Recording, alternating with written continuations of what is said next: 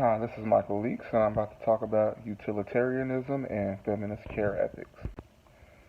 In Chapter 5, page 30 of the Nutshell book, it states that utilitarians argue that we have a moral mandate to maximize net pleasure and should choose actions based on their likelihood of producing that aim. So, what this is talking about is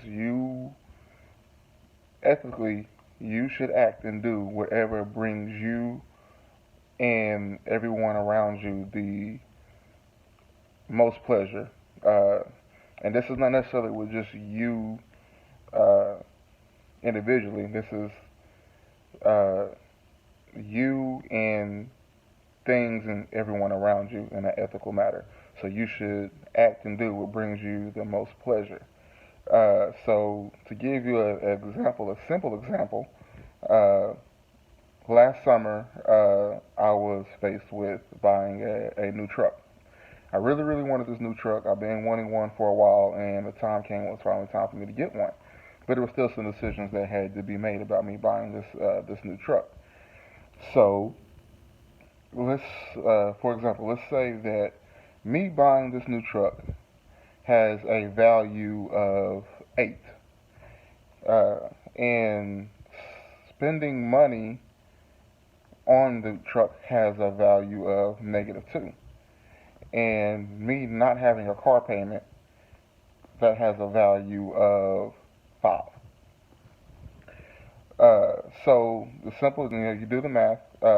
If I don't have a car payment, I'm not spending money, so I don't need to acknowledge the value of spending money. But if I spend the money on a new truck, then that will be that value plus the value of the new truck, which comes out to a 6. So 6 is greater than 5. Needless to say, I am the proud owner of a 2019 Ram Laramie that I have had for about a year now.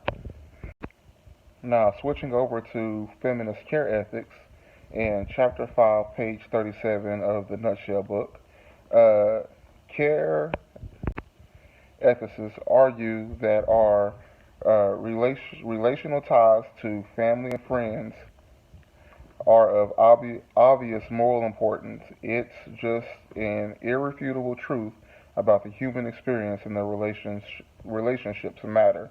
In any ethical theory that doesn't take relationships very seriously, for example, all the rest, is eternally flawed. So basically, what feminist care ethics is getting rid of the masculine way to look at ethics.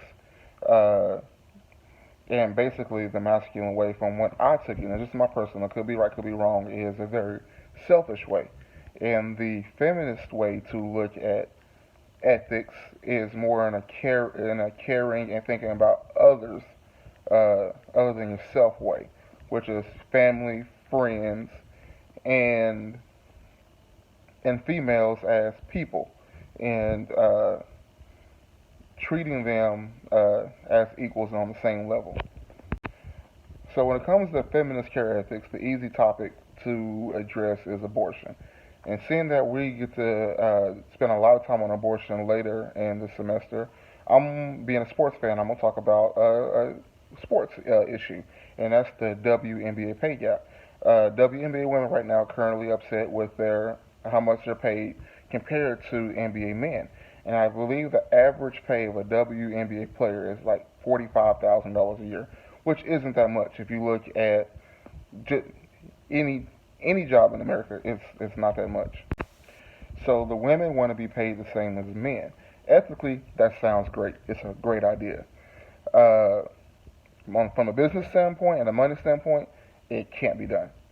Based on the TV money, the viewership, the sponsorship, attendance at WNBA games, they do not generate the same revenues as the NBA does to bring in that same type of pay scale. Now, a solution to this problem suggests that the NBA steps in and helps the WNBA in this problem, which features the WNBA inside the NBA and help bring an awareness to the WNBA. And one of the ways the NBA is doing this already is with their All-Star weekend, which features WNBA players throughout the events of the weekend.